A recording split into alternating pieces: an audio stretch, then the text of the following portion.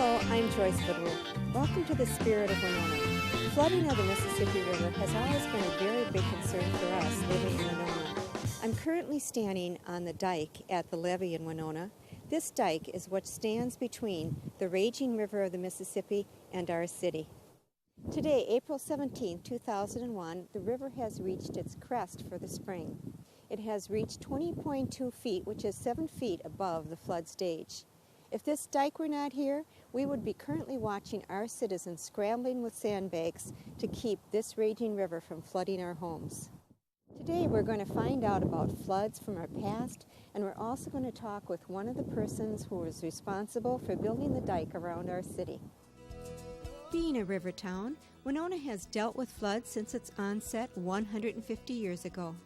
Back in the 1800s, no matter how long the skirts and how high the water, the ladies didn't let the flooding spoil their day of shopping. The high water records were recorded at the levee from 1880 until 1951. F.J. Fugina kept track of the high water marks from 1880 to 1920. The first recorded flood on the levee stone shows the water crested in 1880, 3.8 feet above flood stage being 13 feet. The next highest flood recorded on this marker is at the top. In 1951, the water level reached 17.4 feet. Currently sitting with Bob Boland, who was the Public Works Director, who started in Winona in 1968 and gave us 32 years of his expertise. Hi, Bob. Joyce, good to be here with you. Thanks, and welcome to the Spirit of Winona. Bob, tell me some of the history of flooding in Winona. Well, in recent years, it really started in 1951 when we reached the river stage of 17.4, and much of the city flooded. They didn't know how to really go about fighting a flood, shutting off the storm sewers, and that sort of thing. And so quite a bit of the city flooded in 1951. Then the next year, 1952, reached the river stage of 17.9, and there was flooding all the way up to like 4th Street, 4th and Olmsted. Houses had water over the first floor. So much of the area flooded, much of the city flooded in 1952. And that's when the council passed a resolution to ask the Corps of Engineers to build a permanent dike to protect the city of Winona.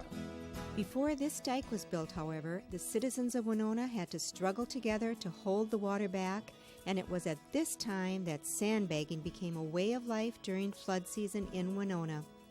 Boys were called out of school, and the people band together to fill gunny sacks throughout the days and deep into the nights. From 1952 until 1965, there was no major flooding in Winona, and then the big one hit. 1965 reached 20.8 feet. 1965 must have been a real eye-opener for everyone. It was. And they built dikes. They started early enough. They built dikes to protect most of the city in 1965. The dike that runs from Minnesota City to Huff Street was started in 1965, but it was just very little of the work was done before the 65 flood. And it was a good thing that flood happened when it did, because as a result of that flood being such a much worse flood, 2 foot higher, they went back and raised the permanent dike that was under design and construction 2 feet, and that carried on through the whole project then. I'd like to introduce former Mayor Earl Laufenberger. Hi, Earl. Hi, Joyce. Welcome to the Spirit of Winona. Oh, thank you. Earl, tell me, you were living in Winona back in the highest flood that we ever had in 1965. Yes. And then I know you became a councilman after that flood, and you were the councilman in 1969 during the second highest, up until this year, of course, flood that we've ever had in Winona. Yes. But let's go back to the 1965 flood and tell me, what was the reaction of Winona when they heard that this huge flood was coming to Winona? Well, of course, there was a lot of frightened people, of course. Winona was the biggest share of Winona proper was in the floodplain at that time, and of course with that type of prediction, why there was going to be a lot of evacuation of homes and flooded basements, as well as even on first floor. So it was pretty scary. Rudy Ellings was the mayor at that time, and he went ahead and alerted all of the schools and every organization there was to volunteer their people to help with it, and even the schools let students out of the school to fill sandbags. That was the big thing, to get sandbags filled and so forth. And it was just, and walk dikes. You had to patrol a dike for 24 hours a day, and that had to be done. And there was just, everybody just pitched in, and of course all the local contractors were involved with constructing the dike. Anybody that had the dump truck was hired to haul fill over for the dike. The flood was coming up quite fast. Water was rising quite fast, and the people were really getting concerned. And the Burlington Northern tracks over on the other side of the river in Wisconsin, that was their roadbed was creating just the same as a dike. And one night, while the roadbed gave way, and a lot of the water went over into that Delta fir farm, and that relieved a lot of pressure on the dike in Winona, and it even went down somewhat. And of course, there's always this hoax about that somebody was hired to put some dynamite over there, and now whenever you talk about high water, they wonder if that person is still available. So there's all kinds of stories that go with it. What's your personal opinion on that story? Well, it was just fortunate that the dike gave way. Who predicts a flood, and how do they predict a flood? Well, the National Weather Service predicts a flood, and a flood is based on 5 parameters. It's your amount of moisture you have in the fall, it's the amount of frost you have before the first snowfall comes, it's the amount of snowfall, and then it's the amount of rainfall during the melt, and then the rate of the melt. Those 5 factors determine how serious the flooding is going to be.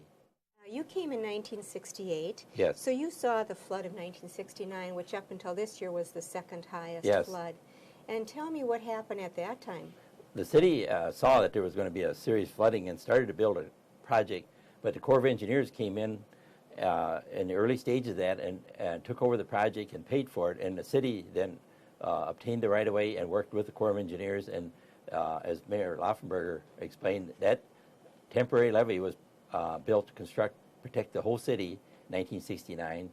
And the problem was it was built on sawdust, and it held the 1969 flood, which was 19.5, but that was the absolute maximum that temporary levee could hold.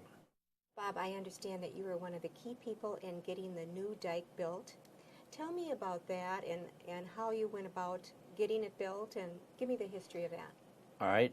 When I came here in 1968, the project was pigeonholed because of the type of protection the flood dike would provide for Levee Park. The Historical Society wanted the dike built with a wall at the railroad track, which would leave the 6 city wells in Levee Park exposed to flooding.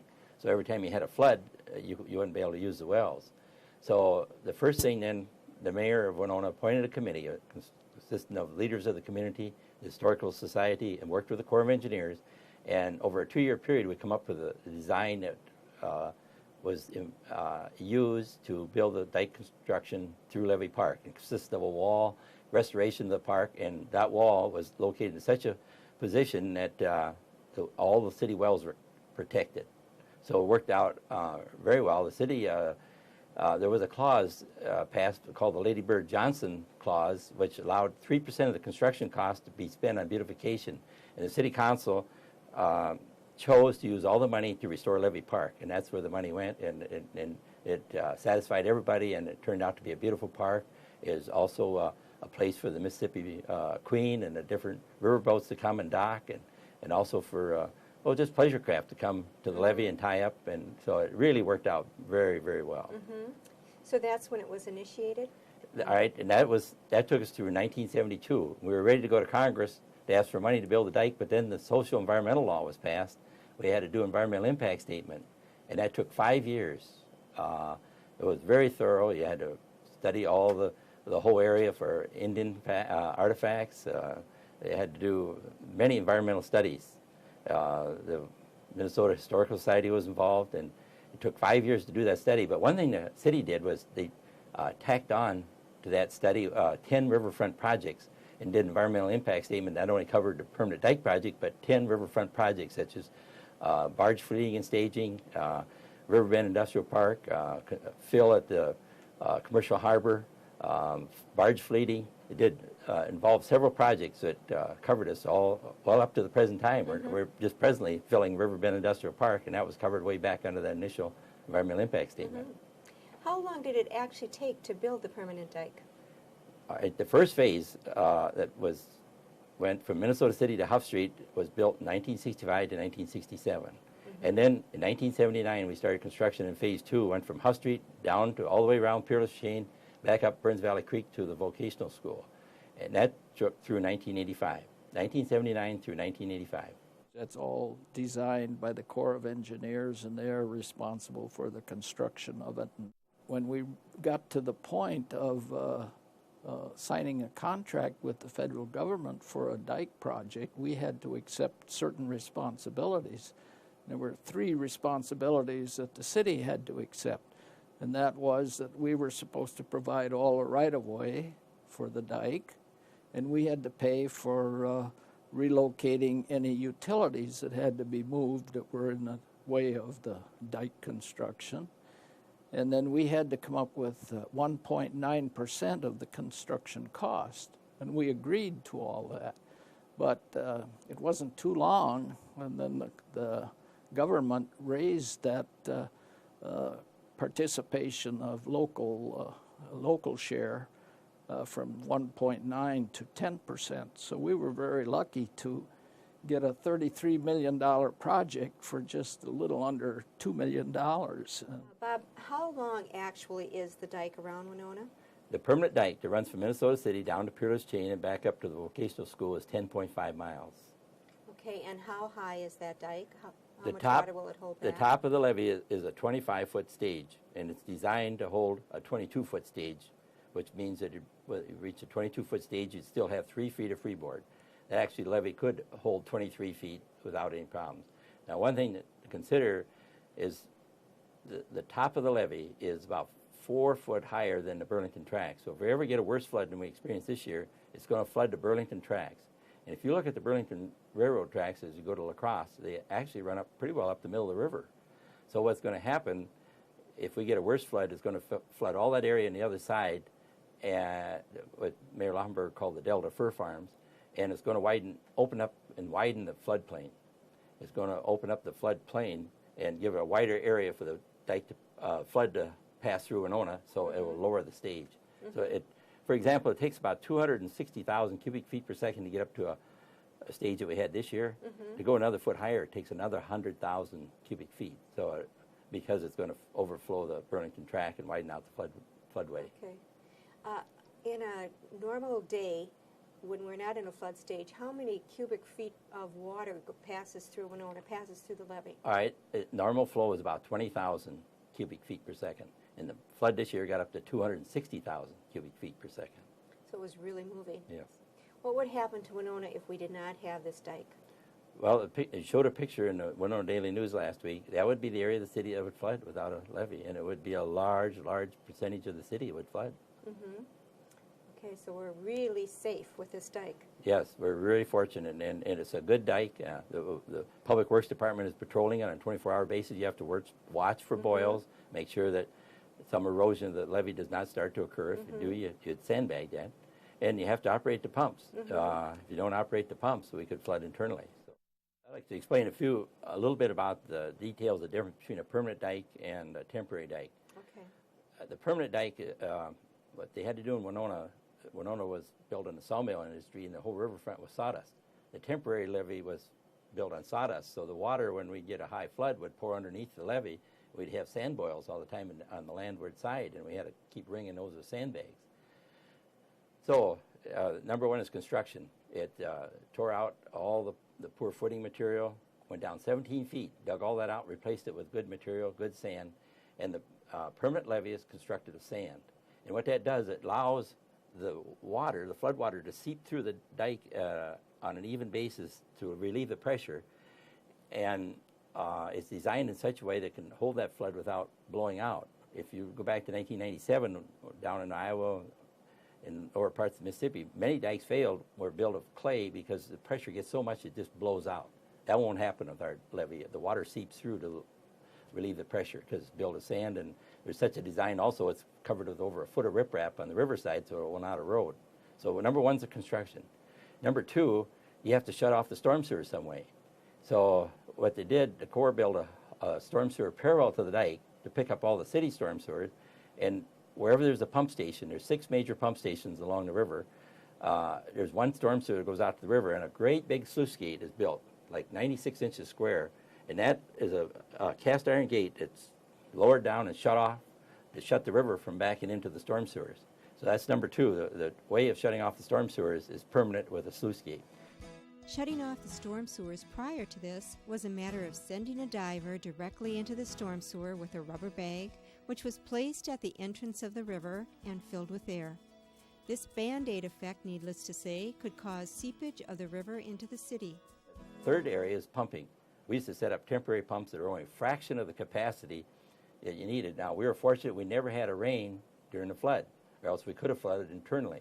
But now with these permanent pumping stations, they pump so much more water. Our little pumps, we used to set up, maybe pump 1,000 gallons a minute. Now these pump stations can pump 40,000 gallons a minute. There's 6 of those, so that's the difference. And so it's the construction, the levee construction. Now part of it where it's tight, there's a concrete flood wall. But where there's a concrete flood wall, there's piling, steel sheet piling that goes down underneath, way into the sand, 40 foot into the sand, so that concrete structure is built right on that sheet piling. So where there's flood wall. So, and then the second thing is there's big sluice gates, and the third is the pumping. So it's really such a benefit to have the permanent dike. In case you do not remember what Winona went through in the 65 or 69 flood, a prime example of what happens to a city on the Mississippi River without a permanent dike can be seen right across from us in Fountain City, Wisconsin. Pudge from Pudge's Restaurant points out the possible water line to a group of students who have volunteered from the local school to help sandbag the week of the first flood prediction. These students, along with local citizens, worked diligently for days before this year's flood hit. Many Winona people pitched in with the little city's cry for help. President Krueger from Winona State University gathered his students together just like years in the past. Well, we got a call yesterday from Buffalo Emergency and asked us if we can have some students come and help us. And so we got together and decided we'd get a bus to run every hour from 7 o'clock until 8 p.m. tonight. And we wrote a note to the campus inviting everyone to come and participate. Well, I think we try to do as many community service projects as we possibly can, and when President Krueger put the word out to the university that if people have an opportunity to get over there and help, it was automatic for us to get in a bus and come on over. We got about 80 kids here throughout the day today and our coaching staff, so we're just happy to be a part of the community, whether it's here in Winona, and it's fun for our kids to get out and be a part of it. We all decided to come over as a team and do it. It's for a good cause, and a lot of people came this morning at 7 o'clock, so I don't know, it's a good experience. Soccer team's here also. More important in class, class will wait, kind of flood won't. So, yeah, it's important that I got the email and signed up right away and recruited all my friends, and hopefully they'll be showing up later today. I would imagine that we'll have thousands of students here today. As the day goes on, we'll have more and more participate. And certainly Winona State's stepped at the plate. I know Cotter's going to be here. Cochran Fountain City, they've worn themselves out by working here. So they need a little more help. And we're just more than happy to be able to help. Was Pudge's prediction for the high water mark correct? You bet. The water hit that mark and then some. The Mississippi River flowed arrogantly all around Pudge's Restaurant, and without the community spirit of those who sandbagged, the buildings on the first street of Fountain City could be virtually destroyed. Sandbagging is what saves a city without a permanent dike from destruction. Piles of sand and extra sandbags stand on the street just in case the water grows higher. Basements are pumping water out as fast as it comes in. Garages with cement floors and no basement just let the water flow as it may. A sense of humor lightens the view. Aluminum boats instead of automobiles are the necessary mode of transportation, and fishing becomes possible from one's backyard. All outcomes of a flooded city.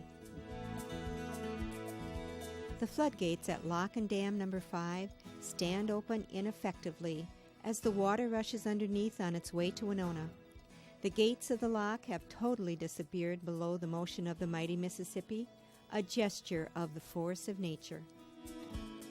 The water rushes defiantly towards Winona, but narrows in respect to the permanent dike that stands boldly around our city. We have hints of the effect of this volatile river at Prairie Island, where part of the land stands outside the protective dike. The playground that stands in a few feet of water becomes submerged within a matter of days as the river crests. The deer have been confined to a small pile of sand, not unlike the years in the past. What was the actual height of this flood this year? It reached a 20.1 foot stage, which would make it in terms of frequency. The 1969 flood was a 100-year flood. That flood should happen once every 100 years. The 1965 flood was rated at a 140-year flood. One should happen once every 140 years. This flood's in between there someplace, so it's in a 110, 120-year flood. So we've had over 3 floods since 1969 that are over 100-year frequency. So what's happening? 3 floods in 30 years that are over 100 years. Mm-hmm. Well, then let me ask you this. Would there ever be a chance that the water would reach the 25-foot level stage and we could be flooded? Not in my opinion, because of the Burlington Railroad.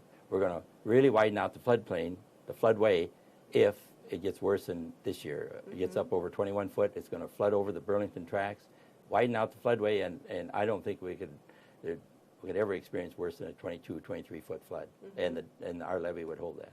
Okay. It would you'd really have to watch it, and you'd have to be on top of it, but it would hold it.